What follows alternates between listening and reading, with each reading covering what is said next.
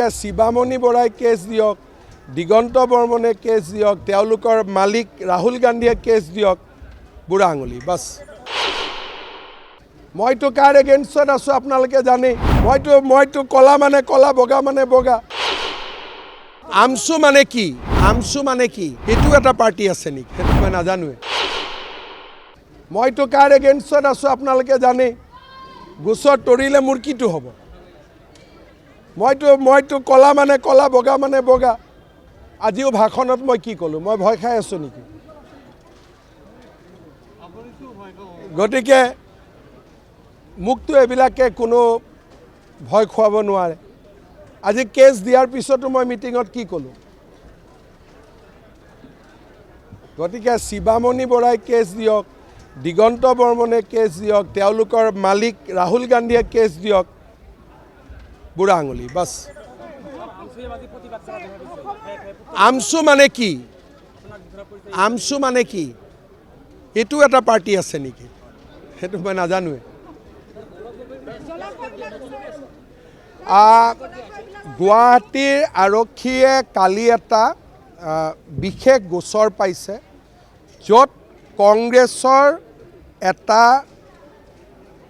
ভিতৰৰ পৰাই কেছটো এটা ইনভেষ্টিগেশ্যন চলি আছে। তেওঁলোকে এখন মাৰপিটৰ নাটক কৰিব খুজি আছিল। যোৱাকালি কালি ৰাতি মানুহ এজনো এৰেষ্ট হৈছে, যোনে ষড়যন্ত্ৰ কৰিছিলে। 4-5 দিন পিছত আপোনালোকক আমি ভাল কৰি ক'ব পাৰিম। তাৰ পৰিপ্ৰেক্ষিততে আজি আমি ছিকিউৰিটি অলপ বঢ়াই দিছোঁ, কাৰণ তেওঁলোকৰ ভিতৰৰ পৰাই চিম্পেথি ল'বৰ কাৰণে নাটক এখন কৰি আছিল।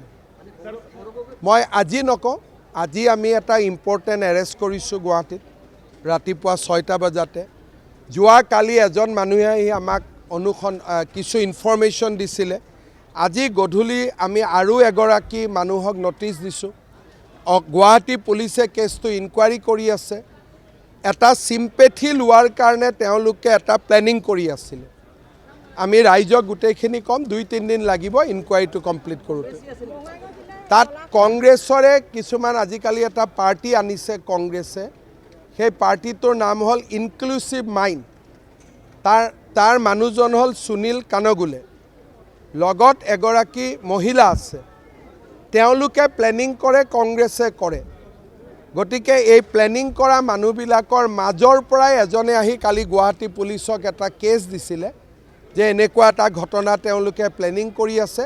অসমীয়া হিচাপে মই ছাপোৰ্ট কৰিব টান পাইছোঁ, গতিকে আপোনালোকক মই গোচৰটো দিলোঁ। এতিয়া কেছটোৰ ইনকুৱাৰী চলি আছে।